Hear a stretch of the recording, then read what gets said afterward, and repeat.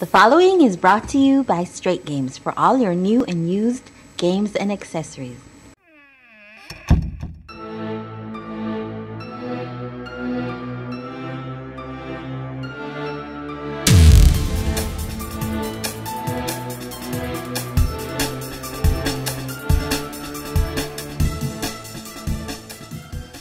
Alright, welcome guys to the second episode of Aftershock, CPC Aftershock, where we discuss all things CPC, Clan Pro Circuit, to discuss all things eSports, video games from our Caribbean perspective. Of course, I'm here with my co-host, Gregory Moore, aka Fatman, aka the Doomsday Prepper. The guy who runs, owns and operates Straight Games, the greatest video game store in town. Anything you need, you get it right here. Then we have Andrew Johnson. Everybody knows Andrew Johnson. Andrew Pang, aka Honey Badger, the man with all the plan, all the knowledge when it comes to putting these tournaments together, and apparently he's also unbeatable. Since when? Well, you know, that's a good point, because I've seen you get your ass whipped a couple times. I got beaten but we're going to talk about that as well, because the circumstances surrounding your defeat to Mr. Tekken were questionable based on what you said in the interview. Yeah. It was questionable. He did some pretty unscrupulous things, and that's why he won. I mean, witchcraft is a no-no, right? According to Andrew. He was ready for me. Andrew wouldn't lie. He's an honorable man, he would not lie. No, okay. As we know, there is no CPC this month, the month of June. For some unforeseen circumstances beyond our control, there's no CPC this month. But what that means is we can spend more time on round 3, because lots of people are asking, you know, what happened to round 3? Didn't hear enough about round 3 in Aftershock Part 1, and the reason for that being, you know, we were like 3 episodes behind, 3 rounds behind, so we had to cram everything into the show. So we didn't get to spend a lot of time on round 3. But before we get to that, Gregory, give us some information on the new date and even the lineup, the rundown for round 4. What we can expect from round 4? Well, round 4 will be July 4th. It will be at the same place, Shirley Retreat Hotel. I think most persons like that venue. It's a really nice venue, and the owners of the venue, you know, they're very, you know, kind to the CPC organizers. So July 4th, registration is at 1 p.m. Registration cutoff should be about 2:30 thereabout. It's called a run back, so we're doing over Mortal Kombat, we're doing over Tekken, and we'll be introducing Mario Kart 8, you know, for those persons that have been waiting for something fresh and new, something fresh and new in the CPC. So even though we're giving you guys, we call it a run back because obviously there are some games being repeated, but at the same time, we'll have to give you something fresh, we'll have to give you something new, because we're trying to cover a lot of different genres as we go along. So, you know, we can't always be fighting games under the Call of Duty guys are waiting for some more Call of Duty and what have you, but we're mixing it up. So we're giving it repeat games, which hence the name Run Back, but at the same time we're giving you Mario Kart 8, which is some good stuff, you know, some good stuff. It's a nice challenging tournament game. Some people say it's not really a tournament game, but neither is Candy Crush or Tetris, so whatever. Yeah. They're not? No. It's of course they are. I like Candy Crush. To each their own. Yeah, I think Candy Crush or Tetris, one of them got some big prizes, you know. So. Yeah, I think they okay, well, pardon my ignorance. Andrew, it's time to recap. We didn't spend much time on round 3. Lots of people didn't hear a lot about round 3. Round 3 was pretty awesome. It was pretty amazing. The video is up now on the YouTube page. You guys will check it out if you haven't already checked it out. But for now, give me a recap of what went down in round 3. Alright, you know, I was hoping that you wouldn't ask me about this because I lost. Embarrassingly. Yeah. A lot of people said it wasn't embarrassing, but no, it was embarrassing. Those are suckers. It was embarrassing. Tell word for it. It was But we saw really competitive gameplay. It was really good.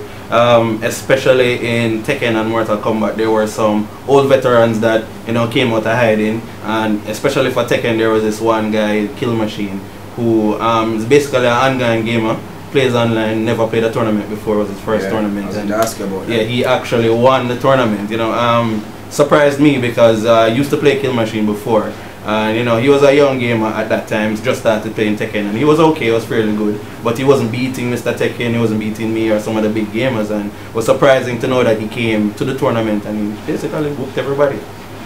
Yes, that's a certain amount of focus, because that guy, for one, he's a very, what word I call him? I wouldn't say shy, but you know, he's kind of withdrawn. You know, he didn't even, didn't want to do the interviews. He seemed really nervous and whatnot. Like he came there, kept quiet, but he kicked everybody's ass. Yeah, he looked pretty scared. That's why I didn't really. But he wasn't, he kicked everybody's ass. So I don't know. What I mean, okay. Well, I definitely need to talk about this because I believe, because you're the guy who makes the rules for CPC, right? And we all help with the rules and applying the CPC. And I believe that there must be standards, there must be regulations, and so forth. There are certain things you have to follow. And there's lots of rules in the CPC, even swearing and all that stuff. But okay, why this interview with Andrew? Right, why this interview with Andrew regarding why he lost to Mr. Tekken? Because he got a miserable. It was a severe beating. Severe beating. Mr. Tekken beat him like he stole something. Yeah, I think that's how tears coming out. Yeah, I think that's how too. I had to have him wipe his eye before I roll the camera for the interview. But what he said was some allegations of witchcraft and sorcery. I mean, we probably need to talk to the XPG guys because I heard that XPG had a tournament to qualify players for this tournament. So, is that so? They were so basically you're saying that it was hard work, and this guy said it was witchcraft. Yeah, I mean, it was some Hogwarts. It was not hard work. It was definitely not hard work. Everybody saw the match. I was winning easily. I dropped a perfect. Everything was going good. And Mr. Tekken started taking things out of time pocket.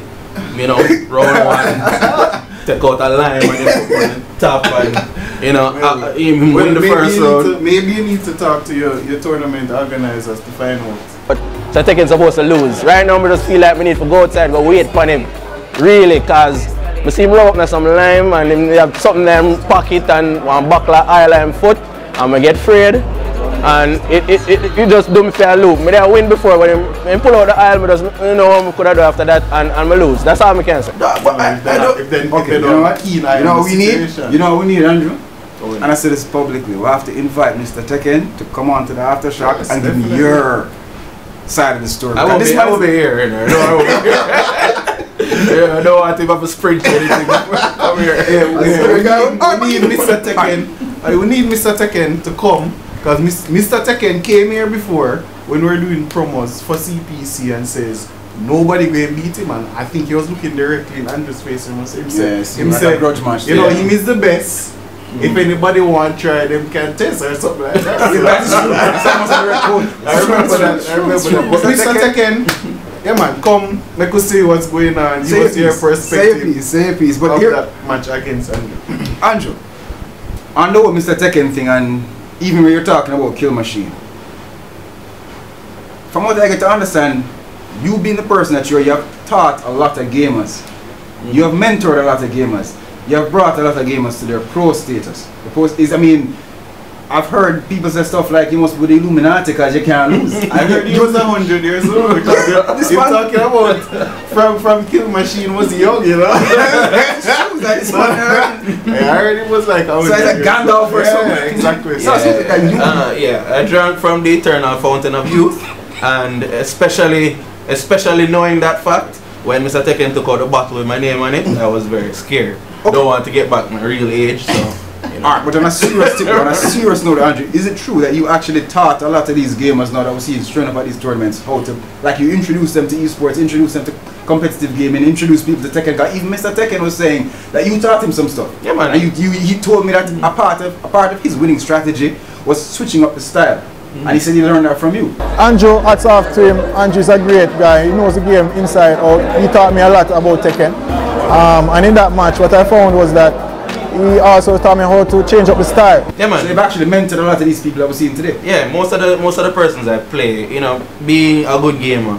For me, it's not fun just playing somebody and winning. It's always good being able to watch somebody progress. Even if you're beating somebody or you're always winning against them, watching them improve and getting better, that is more fulfilling to me than just winning.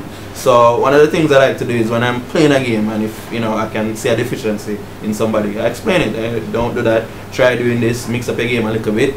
Give them some strategies and some pointers. And then if that improves the game, I see that as a win-win. Mr. Tekken used to play down by Area 51 in Half-3. He used to play by himself actually.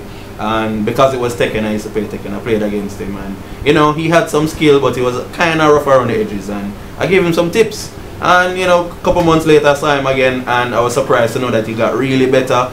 Some of the stuff I told him he actually listened to. It was funny that he said that in the interview, because you know, when we're in person and I'm gloating, he really doesn't admit that. But it's nice to know that, you know, he can say that I taught him. That he used said tips to whoop your ass. Yeah, true. Explain this to me. When you I've never seen you use a fighting stick before. I've never seen you use a fighting stick before. But do you ever use them? And if you never use them, because I always seen you using your control pad, why do you think some gamers use the fighting stick over the control pad? Because it's like, I've tried it, I'm not the worst at it, but I'm not the best at it either, but I could never sacrifice my control pad for fighting stick.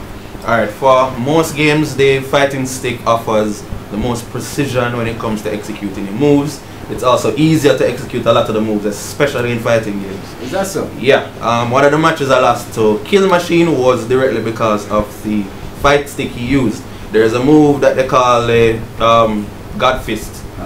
Basically, the God Fist is just an uppercut that usually Hayachi Mishima, Devil Jin, and all those characters have.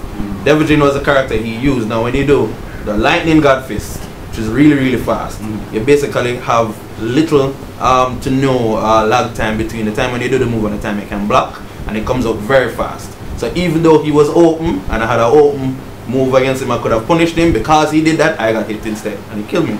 And that is the one of the advantages that sticks give you over controllers. If you had a controller, it would be really difficult to pull off that. So basically what you're saying is that fighting stick is to fighting games what the keyboard and mouse is to a first person. Exactly. Exactly. Maybe I need to spend more time on the fighting sticks, but here's the thing. In the event that anybody, if you're a pro at using the fighting sticks, or if you're just interested in using fighting sticks as I am, and you want to kind of change everything and have some variety, the best place to get the fighting sticks, Straight Games, we have some of the most amazing fighting sticks here. We have lots of accessories here, but fighting sticks, trust me. You want to get your game on in the fighting sticks, you want a different fighting stick, you need, maybe you broke the last one, too much use. Stop by Straight Games to get your fighting sticks. Shameless plug.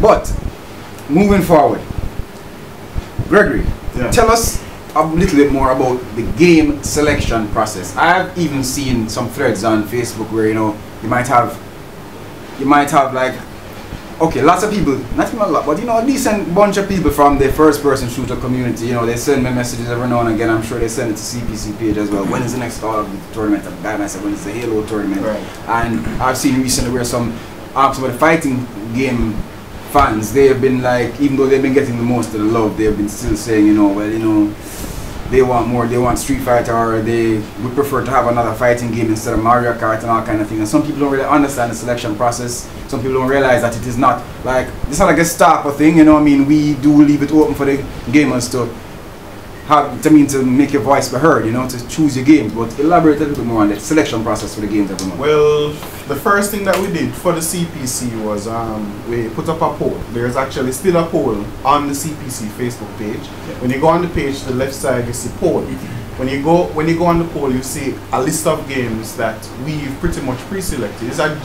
a broad cross section of games from all genres, and we pretty much just put it out there. Vote for the game that you want, and we'll use that as a guideline. Apart from the poll, what we do is we actually speak to the gamers. We communicate with the gamers. Andrew goes out there, talks to persons. Okay, what is it that you guys want to see? We get comments, we get suggestions from the page, and then we sit down.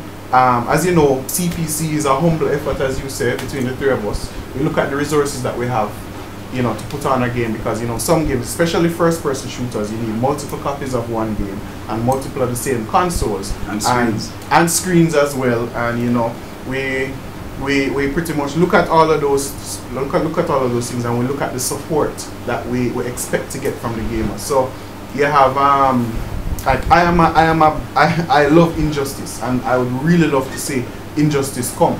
You know, I talked to Andrew about Injustice, and it kind of fanned me off. Bothers me all the time. But I know you may have 2 or 3 other persons that play Injustice and are good at Injustice. The problem is, CG. If you have 4 persons, Jason, I know Jason is. I think I can take on Jason still. Anyway, that's another discussion right there. Challenge. Public challenge.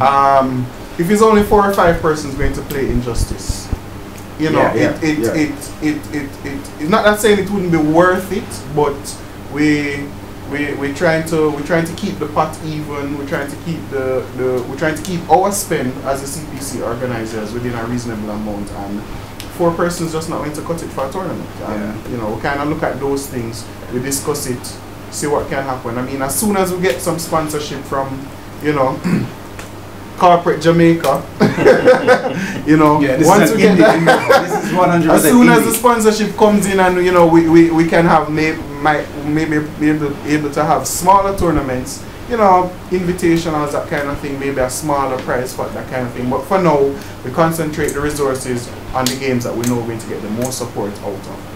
Makes perfect sense, and I mean that should explain a lot to gamers who might be asking the question, well, what about this, what about that, why play this, why play that? We have to really work with what the people are saying. It's not like we just sit here and say, well then, we want this game, we want that game, and yeah, it's not like that. It's a process. But you know, I mean, even on that, personally, you said you like to see some injustice, right? Me, to be honest with you, I guess I'm kind of unorthodox. I'd love to see like an Evolve tournament. I'd love to see that. I mean, there was one recently held at PAX East, I believe, the first actual Pro-Am Evolve tournament, and it's a really cool game because the asymmetric gameplay style where there's 4 versus 1 and stuff, I think it's really cool, and I'd love to see an Evolve tournament. I'd love to see games like Project Cars. I'd like to see UFC. I'd love to see it. No, okay, listen to it. Now I know the game that I want to see is not popular opinion, I get that. But okay, first of all, EA had this thing over the last week when there was E3, they had this thing where they left the EA service on Xbox. It was free. You could go there, you could take games from the vault. So I got that's a good service. Yeah, and it is because also Need for Speed and Need for Speed Rivals, that was a pretty cool game. You get to test some stuff, and there was UFC. There's UFC, and UFC is such a technical game. Yeah, it's actually good, and I think I rate it as one of the best games in terms of portraying what the actual sport is like. Yeah. Because if you watch UFC in real life, actually looks like real UFC, and it's more popular than the WWE. Yeah, they're technical. It's technical, and it's also real. It's also real. I mean, there are a lot of fans, UFC fans that you don't know are UFC fans. I mean, he's dressed like a UFC, you know.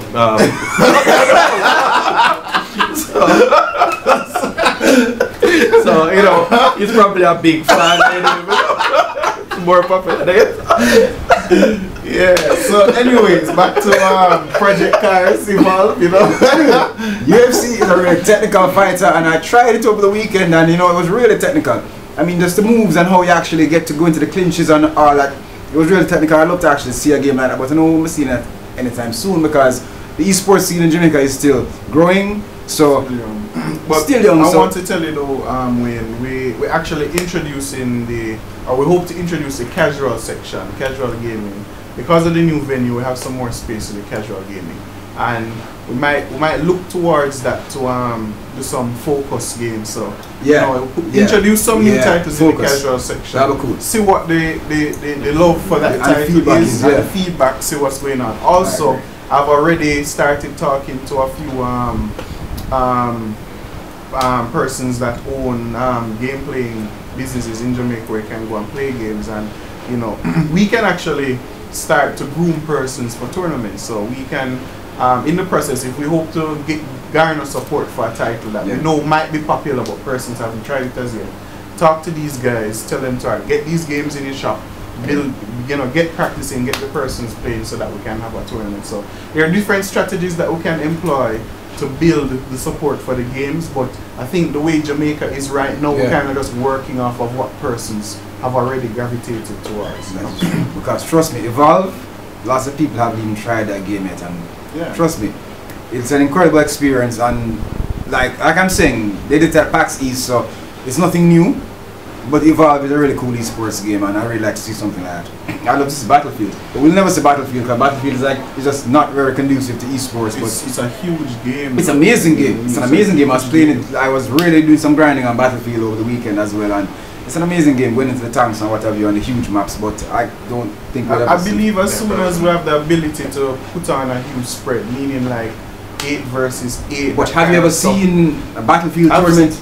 Ever? No, I've never seen. It's not really an esports kind of game. more well, online. I know. There's I know only pretty much when they're introducing the game, they'll have 16 systems, that kind of thing.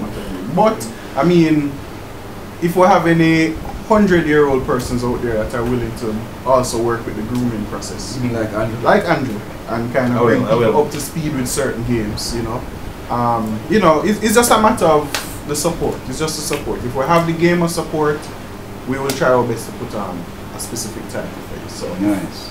Alright, last episode we were talking about the round 2, the Call of Duty thing, and the whole Marlon Smith club hopping thing where he moved from place to place to place to place. We invited him on the show.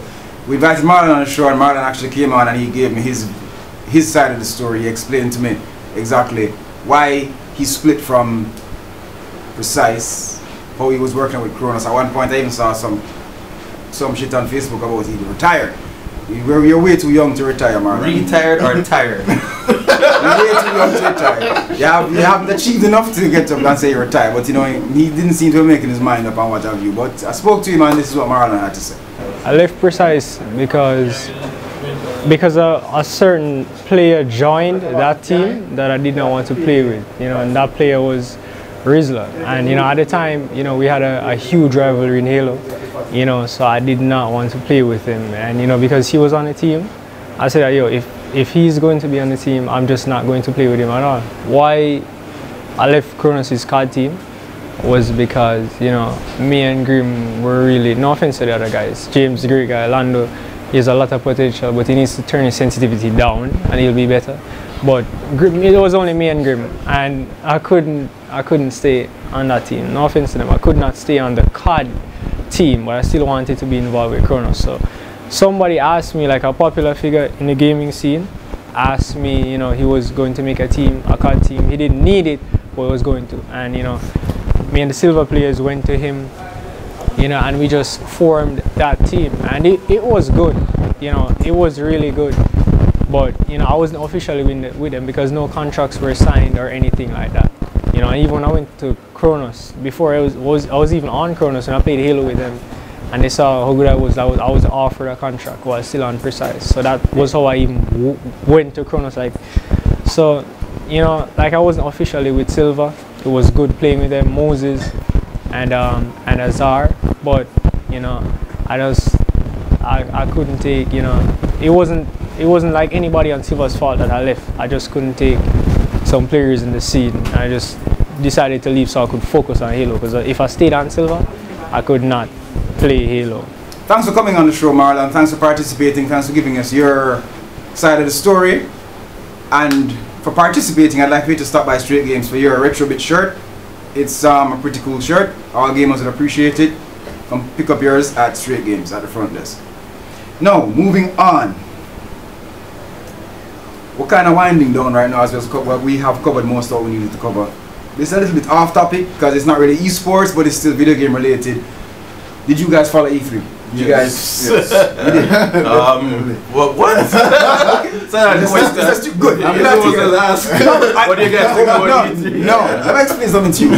This is what Andrew is saying. No, right? But the only thing Andrew plays are fighting games. So you only watched E3 for Street Fighter 5. That was it. Okay. So I have to ask you. I watched and made sure what consoles it's coming out on and where it's going to be and release date. Alright, we started to do that.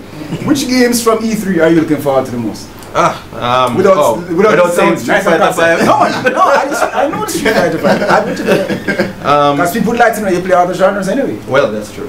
The games that really had an impact on me was the Final Fantasy VII remakes. Of course, that's something everybody's been dying for. Everybody wants a Final Fantasy VII remake, especially with new graphics and the whole new console generation. Everybody wants to see something like that. Amazing. I'll finally be able to finish it because I stopped at Sephiroth and I just quit. Really? Yeah, like years ago. No. I guess because I reached Sephiroth and I just said. And then the console started to change and I couldn't go back. You have that. You have Kingdom Hearts. New Kingdom Hearts that's coming out. That's also that's also a game that I want to. Division. Division is a big game. Boom. Yeah. Of course, Street Fighter 5. Yes, that has to be in there. A shameless plug. Capcom. Hello. And there's a new expansion for Destiny, which was pretty surprising. I didn't expect that. But the fall in the Taken King.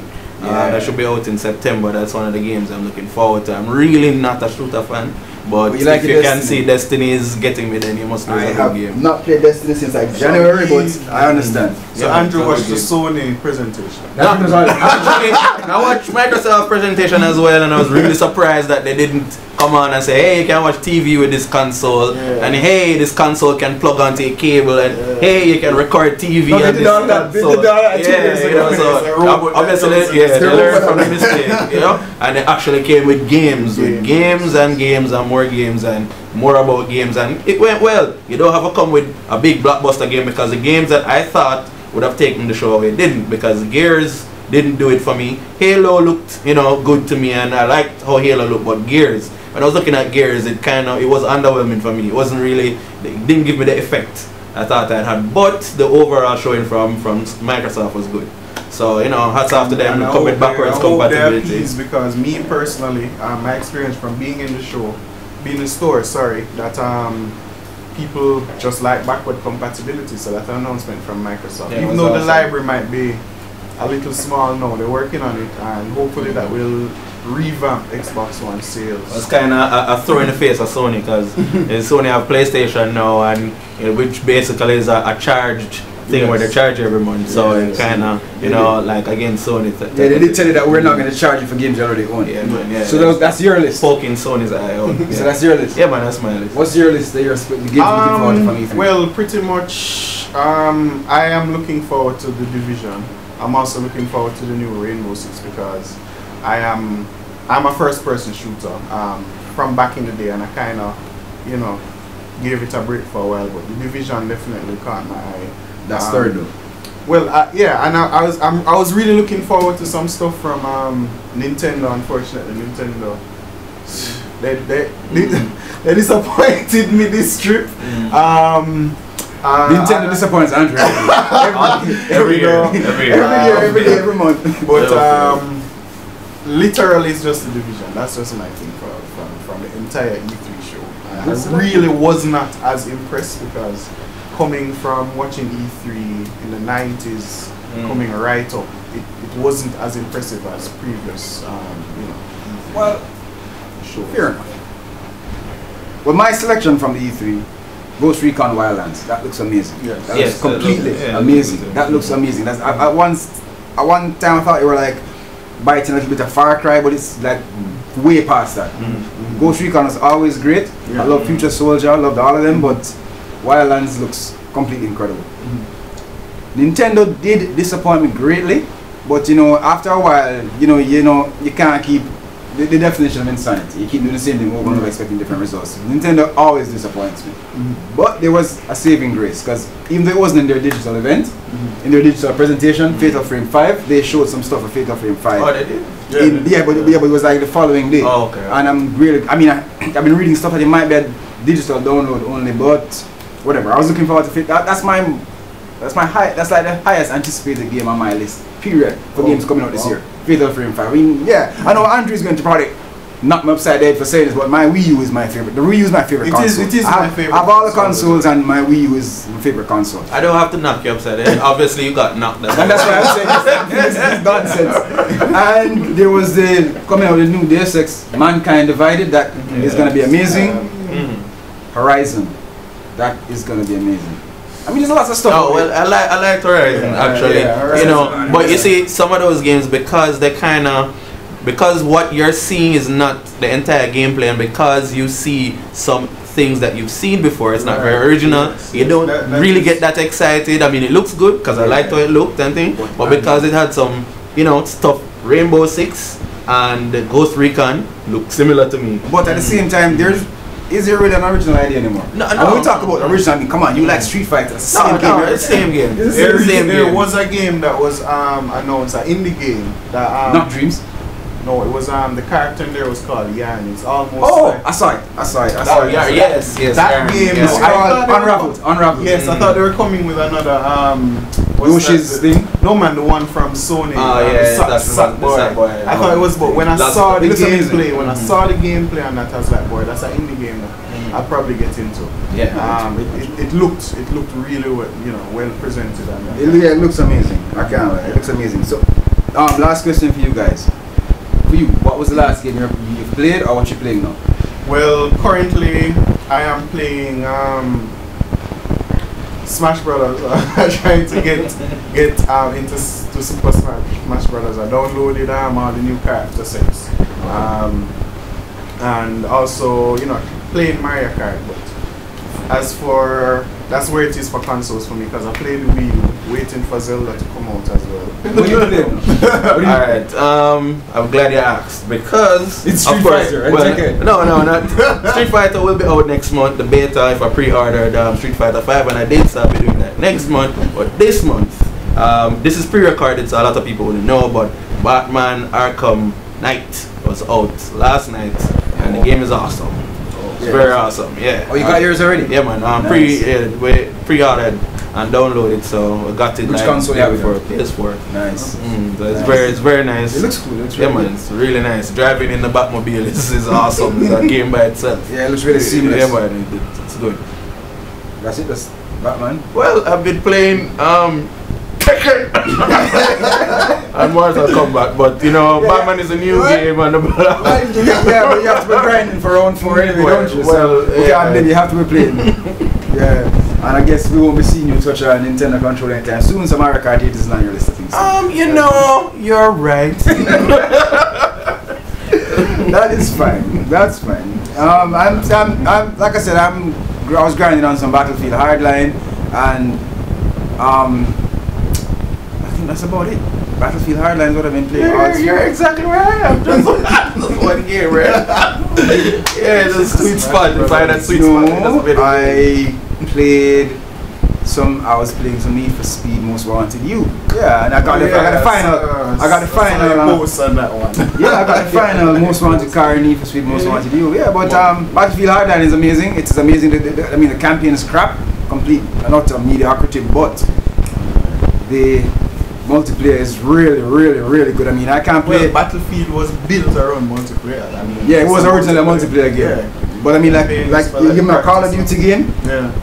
3 months and I'm burnt out. There's no matter how many new maps you give me, a Call of Duty game is great, but it's like a quick fix, like a quick thrill. Because it gets old really, really fast. But when you're playing a Battlefield game, and you see where you can, you can do the regular team deathmatch stuff, and you can do your conquest and what have you. But when you find yourself jumping into vehicles and driving all over the place, and you spawn into a helicopter and you parachute over the helicopter. It has always been amazing. It is amazing, and Battlefield Hardline is definitely the multiplayer game I'm playing right now, and it's pretty much amazing. But that pretty much does it for today. I think we've covered just about everything. Yeah.